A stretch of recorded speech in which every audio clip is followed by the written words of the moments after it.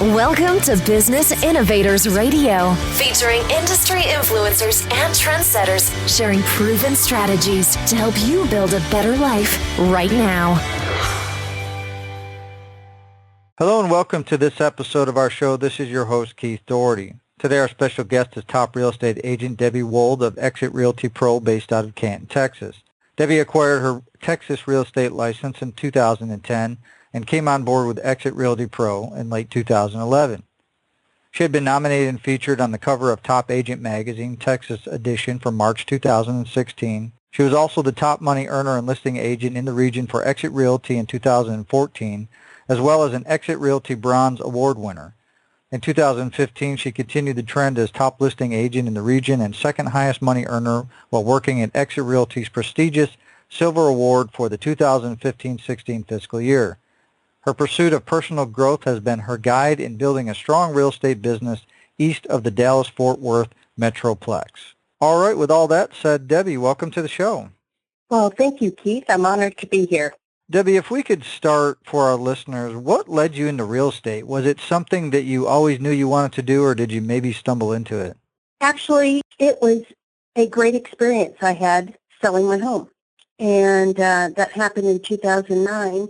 And, once I got into the process of putting my home on the market and buying another one, I found out I loved it. And the irony of that is I'm a second-generation realtor. In other words, I grew up in the house of a realtor. And maybe that's why I never thought it was something I wanted to do. But when I actually experienced it for myself, I found out I had a passion for it. So I started at that point. Excellent. And can you talk a little bit about what personal attributes, traits, or qualities you think have most contributed to the success that you've had in real estate?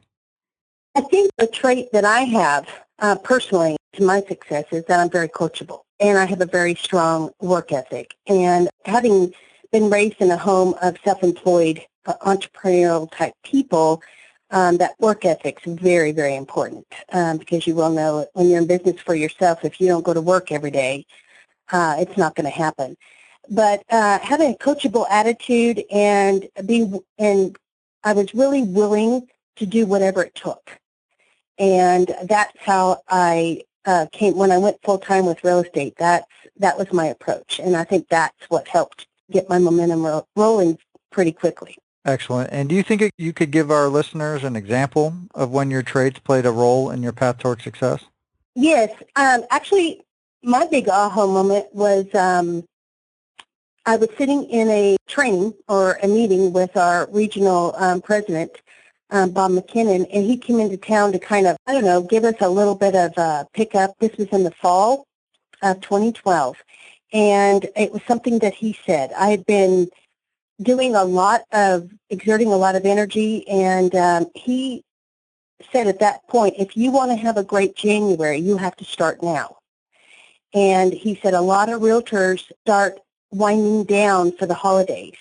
And he said there's a lot of business to be had out there. And he gave us a couple of things that he used to do. And he was one of the original founders for Century 21. And so he kind of brought some old business techniques back in. And, I jumped on it.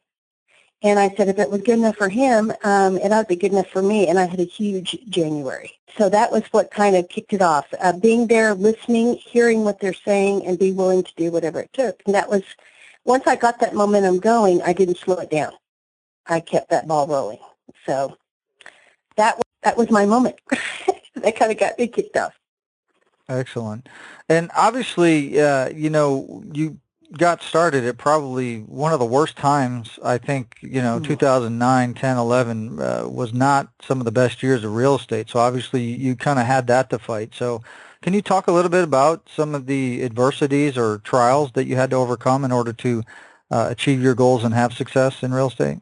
Well, and you're right, Keith. It was a lean time, especially in my market. I'm in East Texas, rural East Texas. So we don't have a huge market hub where the numbers were really there. But what was happening in our area at that time, of course, the REO market or the foreclosure market was very, very strong. And that was one of the things that Bob and my broker encouraged me to do. And I went after and landed one of the largest listing agreements for the REO market for HUD. And so that is what kind of carried me through those lean times. These homes were rough. They weren't selling for a lot, but there were quite a few of them. And they taught me a bunch. And that was kind of what patted my way, got me going. And then, of course, now I'm listing very large properties and doing a lot more of the bigger ranches and the commercial properties and things like that. But I cut my teeth on the HUD foreclosure market during the bad time. Excellent. And I guess, as you run into these obstacles, as you run into these challenges, what keeps you going? Why don't you give up on things? What's your driving force? Well, because overcoming obstacles feels good and quitting doesn't. And I think when you are building your own business and things come in the way and challenges crop up, they're really not problems, they're just challenges. And overcoming them and winning makes me feel very good. Quitting makes me sick to my stomach.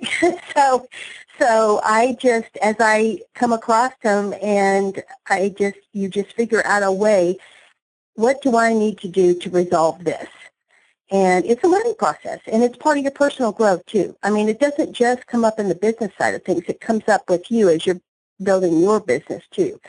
Obstacles comes up that get in your way of becoming successful, and you have to be aware of that and knock those down as well. So that's my mantra. And I guess kind of, looking forward, what's your vision for your career, say, over the next 5 years? Well, in the next 5 years with real estate, I'm in the process right now of putting the exit formula to work. In other words, I only have 24 hours in a day. So working as hard as I can, there's only so much I can do. So I'm in the process of basically leveraging the effort and time of others, and I'm bringing agents into the exit franchise, and that creates a secondary income for me. So I have moved from listing and selling, which will continue to do and develop that, but I'm also bringing in agents and building a residual on the side. And I believe Exit Realty is the only one that offers that kind of opportunity. But that residual income really appeals to me. And I think especially, the housing market, there will be another downturn. It's not if, it's just when. So having a secondary income or residual income is something that I think every realtor really needs to keep in their back of their mind. Whether you're investing in real estate, if you're going to live off residuals of rent or turnover or equity built into investment properties, you've got to invest in what you do at some point. So in the next 5 years, that's where I'm going with my business. Excellent. And I guess kind of on top of that, from a general real estate standpoint, what's the best way you feel you market yourself as a real estate professional so you can have continual growth? Well, when I try to, when I meet people for the first time or take you to any of my marketing items or sell myself in any way, I think of myself as a full-time, full-service realtor.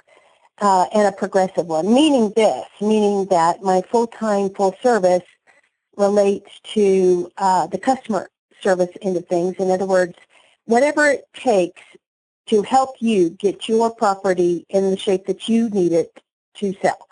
So if you need assistance in that, if you're working full-time and you need me to acquire people, services, or things to get us in shape to go on the market, I'm available to do that. That's part of my program. If you'd rather do it yourself, I can help you and get people in that can give you advice in staging and different things like that. So the full service end of it is as much or little as the customers want. And not a lot of people out here do that. And then the progressive end of it is I stay very tuned on the technology and the newest technologies out there.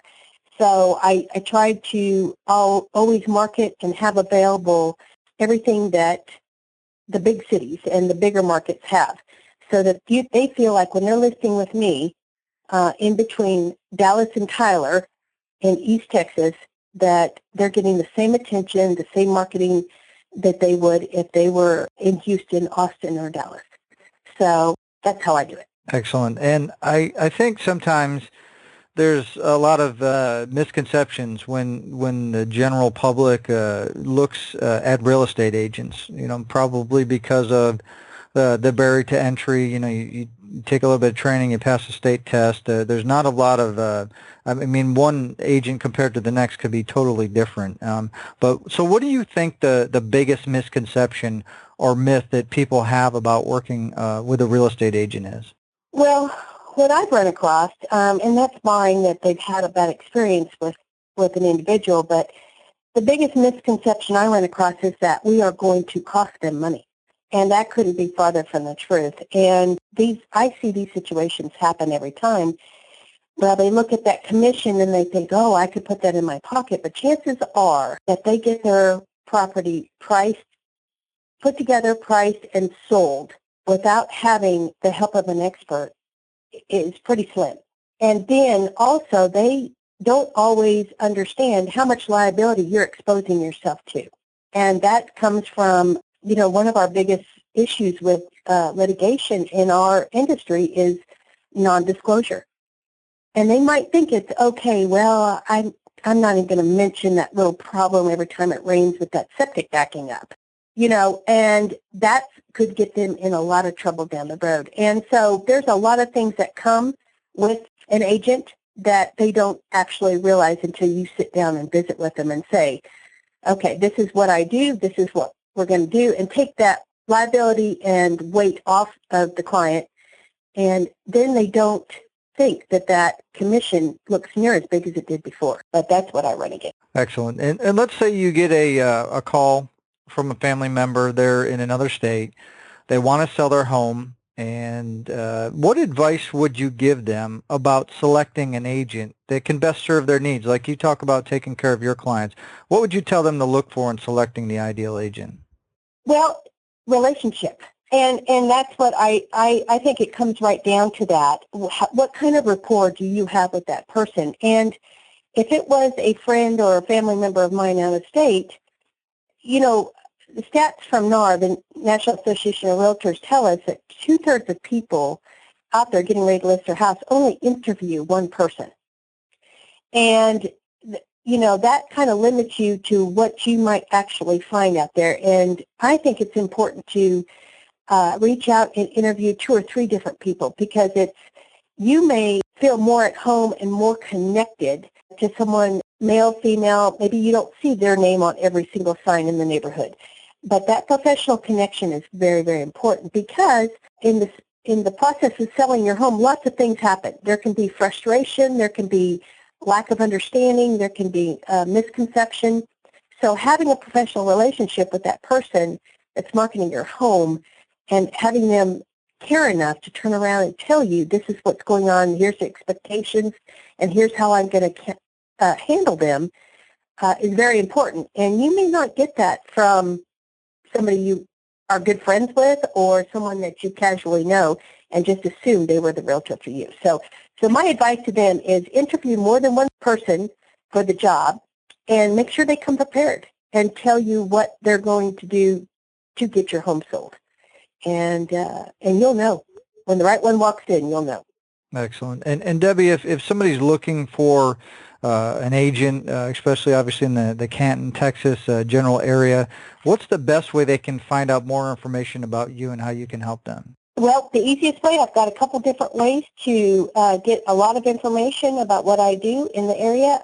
First one is to visit my website at www.debbiewoldrealestate.com, or you can simply text the word sold by Wold to number 85377, and my electronic business card will come up, and that will give you all my contact information. I look forward to hearing from anyone. Excellent. Well, Debbie, we obviously want to thank you for taking time out of your schedule to come here today and share all of your professional real estate experience with all of our listeners. And if you want to learn more about Debbie, like she said, you can visit her website. Also below this interview, we'll have a link to her website as well as any other contact information we have, so that you can go ahead and check Debbie out and see if you guys would be a good fit to work together. So with all that said, everybody, until our next show, have a great day, and we'll talk to you soon. Thanks for listening to Business Innovators Radio. To hear all episodes featuring leading industry influencers and trendsetters, visit us online at businessinnovatorsradio.com today.